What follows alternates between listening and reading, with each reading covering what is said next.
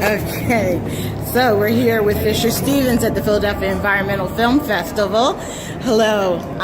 As tragic as it was, Bright Lights was so timely with the death of Debbie Reynolds and Carrie Fisher, and I feel with Before the Flood that it makes even more of an impact to be here during with the current administration. It's like the antithesis of what they're yes. So it makes me wonder, do you feel like you're in tune with the universe? Do you kind of have a philosophy about things not being just coincidental or of your own making? I like that you said that. I don't know. I mean, I try to keep current on what's going on, and I try to make people see what the current situation is in many ways. I mean, we had no idea Carrie was going to pass away like that. We had no idea Donald Trump was going to win, to tell you the truth. The movie has a whole new meaning to people when they see it now that Trump has won and is gutting the EPA and gutting all the environmental regulations. Actually, the worst possible people that he could have put into place in positions of power are now in place. It's worse than I ever even imagined. So here we are. But it makes the movie have more impact. It does. It makes the movie have more impact, and hopefully these people are going to see our movie. I mean, you know, Ivanka watched it and loved it and gave it to her dad, but I don't know if he's obviously not watched it yet.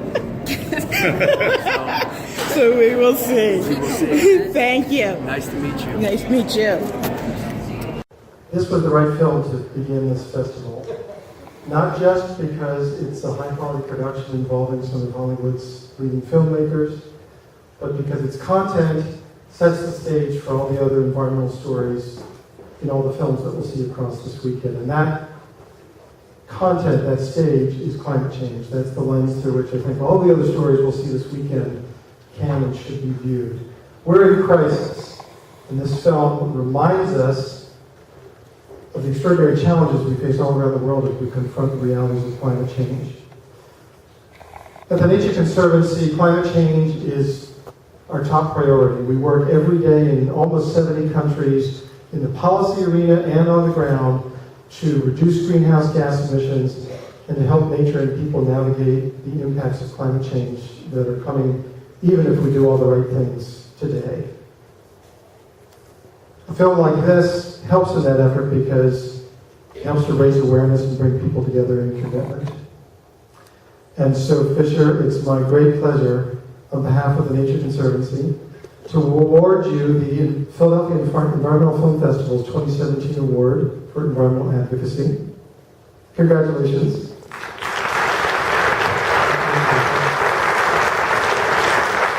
And this award comes with two things. Would you hold that for a moment? That's number two. It's heavy. Not as heavy as the Oscar, but it's pretty heavy. I think important, but symbolically less important, is the cash award. Oh, shit. Wow. $400,000. And now if I can have number two back for a moment. It also comes with this sculpture, which was created by local artists, and I'm going to check my notes to make sure I get her name correct, so now I'll hand this back to you. We've been practicing for months. I want to get her name correct, and I also want to share with you some of the words that she gave to describe this award. So the artist is Rhoda Collar, a ceramic artist, I think out of Westchester, and the sculpture represents rooted sprouts and new growth and movement, which are holding up and lifting up our planet, reflecting the awareness and activism the film festival aims to generate. So, congratulations. Thank you, Rhoda, and thank you, Film Festival. Thank you, Nature Conservancy. Thank you. I just want to say that the Nature Conservancy, there's many times I've been in small towns and you see beautiful fields, wetlands, and you'll see a sign that says protected by the Nature Conservancy because you guys bought that land to protect it and the species on that land, and thank you very much. So, and thank you very much.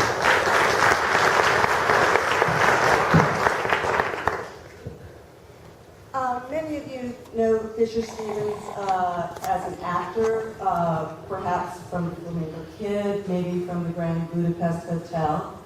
He's also been a very important person on stage. You may have seen him on Broadway in the Torch Song trilogy. And of course, he's ubiquitous on television, everything from Law and Order to Lost, and his credits would take as long as that movie to list. But you should also know that he's a producer of the Academy Award-winning documentary, The Cove, certainly the first horror documentary I've ever seen. Many of you may have seen it, I think it's 2008, 2009? 2009. 2009, about Japanese, the death of Japanese dolphins. And, Well, they're not Japanese, they're dolphins. they're dolphins, excuse me. They don't speak Japanese. That's true. It was a They were killed, Japanese no, but they are killed by Japanese fishermen. They are. Yes. Okay. So, for starters, what's the genesis of this movie? How did you and Mr. DiCaprio set out to make this? So I've known Leo many years through the acting community, as Carrie Fisher said, and in the celebrity cafeterias where we see each other. And in 2010, we went on a bunch of people were invited to an expedition in the Galapagos Islands. And I was filming Dr. Sylvia Earle. Leo was on the trip. I'd known him, and we were dive buddies. I'm a big scuba diver. It's got me into environmentalism in the first place because I love the ocean, I love to scuba dive. And I started to see that the coral reefs were going away very quickly. So we met there, Leo and I, and stayed in touch. He saw the film that I ended up making called Mission Blue, which is on Netflix, Sylvia Earle, about her. And then said, hey man, I want to make a big, sweeping documentary about the environment that is for people that not necessarily think about the environment. Not a movie for the converted, but a movie to make people aware of what's going on. And I said, Leo, you've got to be in it. And he said, I'll be in it a little bit. And as you can see, I convinced him to be in it a lot because we need him. He's a great voice, as you can see by the film. He's been involved in environmental causes for many, many years, and he's garnered great attention. And this film is, many people around the world have seen this film, probably one of the most viewed documentaries ever, but it's because of Leo. So we got out there, and National Geographic has done an incredible job getting it out there, and gave it away for free for 10 days. We got this film out 10 days before the election. It was only 10 days before, but we got it out. Nat Geo got it out, and as I said before, we failed miserably in one way. It's incredible, like when you think about, you see this film and now you think about what's happening, it's like every nightmare has come true. And Jeff Sessions is somebody that needs to be outed tonight, because Jeff Sessions is a bad human being. I'm just going to say it straight up. He's a racist. He doesn't care about people. He cares about Jeff Sessions. He cares about money. He's the second largest recipient of money from the fossil fuel industry when he was running for the Senate in 2012. And he is now our Attorney General, which is going to determine certain laws, environmental protection laws. Well, how about the new head of the EPA? Well, honestly, I mean, if you couldn't pick a worse person, this man in 2005, get this, couldn't make a living as a lawyer. Couldn't make a living as a lawyer, was managing and co-owning a minor league baseball team in Oklahoma. He is now the head of the Environmental Protection Agency. He lives in a state that is one of the most contaminated states in the United States, that has had over 2,000 earthquakes under his jurisdiction as Attorney General. And he refused to investigate these earthquakes, which are clearly because of fracturing the land, fracking for oil. And he is in charge of the Environmental Protection Agency, which he sued 14 times. So let's be clear, guys. This is bad. This is like our Secretary of State has had really one job in his life, or two. One was he was the president of the Boy Scouts of America as a volunteer. And he actually was really good in that sense, because he is the man that actually tried to accept, he accepted gay Boy Scout leaders and accepted gays in the Boy Scouts, which I really applaud him for. But his other job for 40 years was running one of the, I think the 6th largest economy in the world, Exxon. And he is now our Secretary of State. So the oil companies are, Rick Perry is our Secretary, he's our Secretary of Energy. He didn't even know the name of the Department of Energy when he was in the debate saying he wanted to cut and kill the Department of Energy when he was running for president. And he was on Dancing with the Stars. So guys, it's crazy time right now. Before the flood almost got preempted because DiCaprio was going to be in The Revenant, how did he make 2 movies at once, and how did you negotiate that? Right, so he asked me to do this movie with him, and then he said, well, I may go and do this movie, The Revenant. I'm like, how are we going to make a documentary if you're going to go shoot a movie? Well, we'll figure it out, So we decided to include The Revenant, the fact that it was about fur trappers in the 1860s who are, didn't even think about the environment. So we thought we'd work that in, but what we didn't know was that The Revenant couldn't finish because Canada in March, which is usually where they were way up north, usually still had snow. The snow, as you saw in the film, was melting, and they had to go all the way to Patagonia, to the southern tip of the planet, basically, before you hit Antarctica to finish the film. So we incorporated it in the film, and I want to say that Alejandro Iñárritu, the director, is an environmentalist. He's a wonderful man, and he was instrumental in when we made The Cove. We really wanted to get it into the Tokyo Film Festival, which is a very prominent, important film festival. And the Tokyo Film Festival's theme in 2010, when the film came out, was the environment, and The Cove didn't get into the film festival. We got into every film festival in the world. We won an Academy Award, we won all these things. The Tokyo Film Festival wouldn't take us, and Alejandro was the president of the jury, and he said, I will not be the president of the jury unless you take The Cove.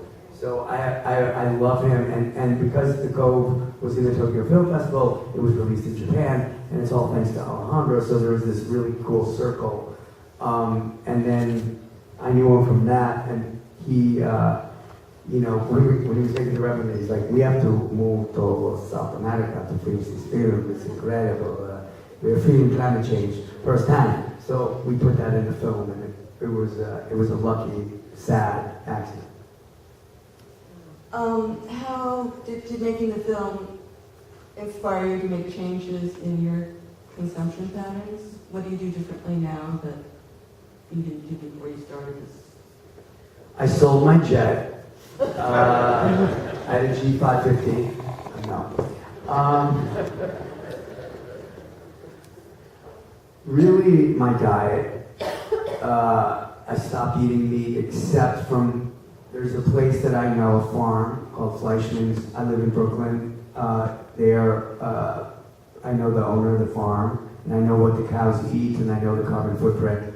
So I'll eat that beef, because beef is not all bad. So I'll eat it very rarely. Other than that, I never ate much meat, but I really stopped. I've pretty much been a bit really conscious. I do fly on airplanes. I don't have a jet or anything, and I try to fly coach most of the time unless I get upgraded for free. But no, otherwise, yeah, my own personal footprint has diminished a bit, and I'd say I've spent a lot of time making short films now about Scott Pruitt, and I've been really an advocate to try to get rid of Scott Pruitt, and I put a lot of energy into Scott Pruitt, and I keep saying his name because he's the worst person, and is affecting my little kid's health, because he's going to deregulate air quality and water quality. I mean, if you think Flint, Michigan is bad, which is just the worst thing, we are now facing that this can happen in many other cities, you know, and we have to be careful. So I'm spending a lot of energy and time on environmental protection. As you said, you rushed to get this film out before the election.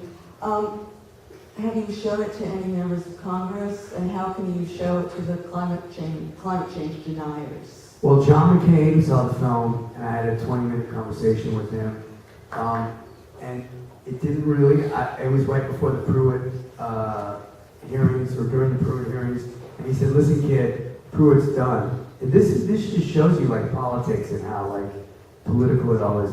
He said, "I don't agree with a lot of what he does, but they're not. You can't change him." And I said, "But John McCain, you're a guy that is like anti-corruption, and here you have, you know, Trump wanted to drain the swamp, and here you have a swamp monster as the head of the EPA." So that didn't work, but Susan Collins watched the film and she voted against Scott Pruitt, the senator from Maine who's a Republican. She's the only Republican. I think you should make a movie about Scott Pruitt called Swamp Thing. Okay. Anybody out here wants to fund it, we're ready to go. Yeah, so a lot of Sheldon Whitehouse, a lot of the senators, we've screened at the State Department. I screened at the State Department after Trump won, and it was like screening at a morgue. But they were telling me, literally, they were like, "He's going to gut the EPA." And I was like, "No, he's not. Come on, he doesn't. He's not going to do that." And they were really getting me ready. So, and that was when they thought Rudy Giuliani was going to be our Secretary of State, and they were freaking out.